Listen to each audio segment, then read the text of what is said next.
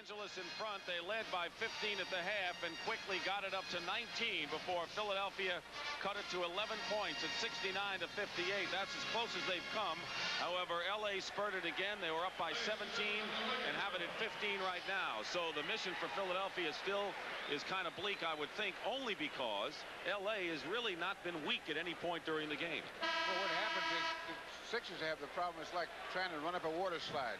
You run up 4 feet and you slide back 3. Is that like eating soup with a fork? About the same. Something like that? All right. You get the same results. Now, they are still 15 points down, which is not insurmountable. Now, what they have to do is not let the Lakers make another run, another big run. They can give up 2 or 3, but they can't give up 6 or 8. If they do, there's no way. They held them even 30-30 after 3 periods.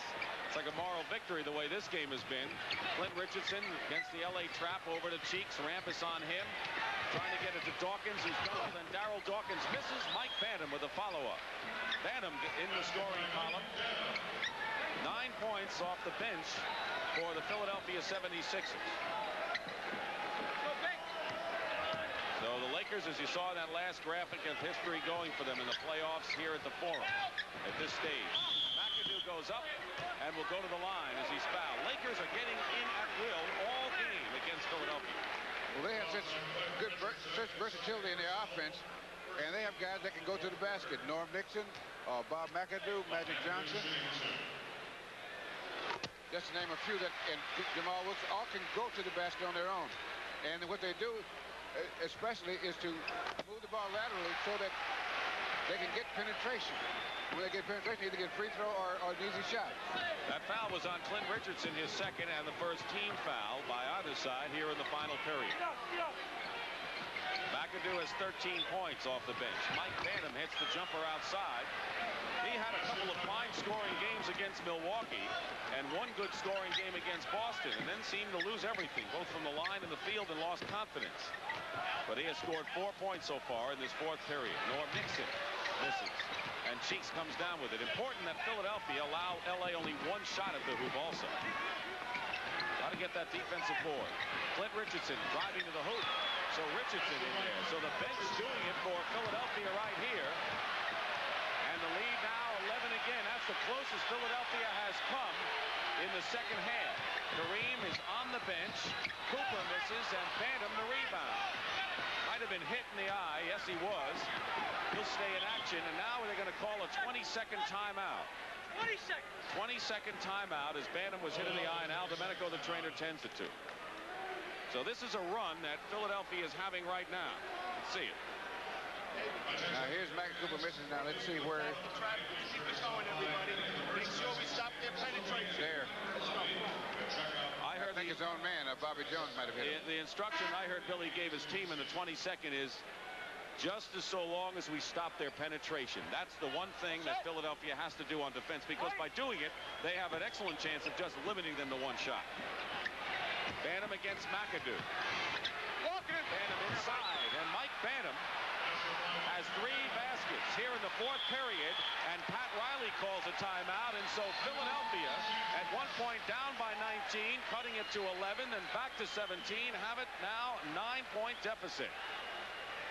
It's the first time since it was 29-20 that the Sixers are this close, and we'll be back with more NBA championship action shortly. But first, here's our rebound featuring Dave Cowan. Bantam had 8 points and 5 rebounds in each of the first 2. He has come on with 6 big points here in the 4th period. And in the crowd, Jerry West, one of the greats. Of course, one of the people you played against in many of these championships, Bill. And one of the greatest players to ever step on the hardwood. Easily one of the greatest. What changes have the Lakers made, Bill? Well, they're not. They had Kareem out of there, and the Sixers went inside. Basket good in the foul. Magic Johnson. So Kareem comes in. They double team him. They swing the ball around, and they get it inside to the open man, Magic, who's fouled. Now they're moving the ball. And there's the foul right there on Mike Bantam. That double team sets the whole thing up, because the guys are so conscious of Kareem and the skyhook. Magic has 19 points now, and it's a 12-point game. So once again, the three-point play has worked to a charm for the Lakers. Bobby Jones, Cheeks, quick passing. Clint Richardson short with a baseline jumper in a crowd of yellow jerseys. And here's Magic again. And there again was Kareem. Wilkes, Cheeks fighting and beating Cooper to the ball. 9:35 to go in the fourth period. Philadelphia has to make the run and make it stick. But L.A. has come back each time. A kickball, a new 24-second clock, and back now for Philadelphia, Julius Erving and Andrew Toney. So Billy Cunningham senses that this may be the time for his two big guns. Meanwhile, Richardson and Banham go to the bench, and they have done well. The trap, and Magic, the center of it all. Cheeks, Bobby Jones, they haven't really solved it. Dawkins misses outside, and it's L.A. ball. The coaches, Billy Cunningham, All-American in North Carolina. Pat Riley, All-American at Kentucky. Nearly 3 minutes gone by, fourth period. Dawkins on Kareem, and the alley-oop from Magic to McAdoo. And another breakdown defensively for the Sixers. Philadelphia's last 10 points have come from the bench, but the two people, Banham and Richardson, come to the bench as Dawkins powers in. 12-point game, and there's enough time, but L.A. just has not had that long a lapse to really make it count for Philadelphia. Looking at Kareem, they fronted Kareem, and he's fouled inside. So Dawkins played in front of Kareem, they looped the pass over. Here's the alley-oop. Now here's McAdoo giving the deception like he's out of it. Decoy, huh? Right, like he's going to set a pick. There's a lot of acting in this game. You know, before I saw McAdoo on a decoy play go up as if he was going to take the jump shot and fire it into Johnson inside.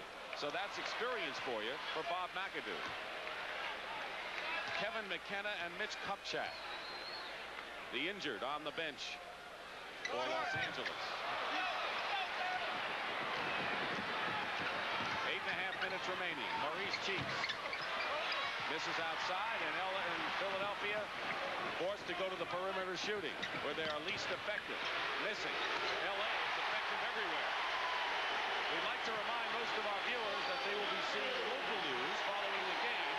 Those viewers on the West Coast will be seeing Magnum PI as timeout called for by Philadelphia. And once again, the Lakers have snuffed out another threat by Philadelphia.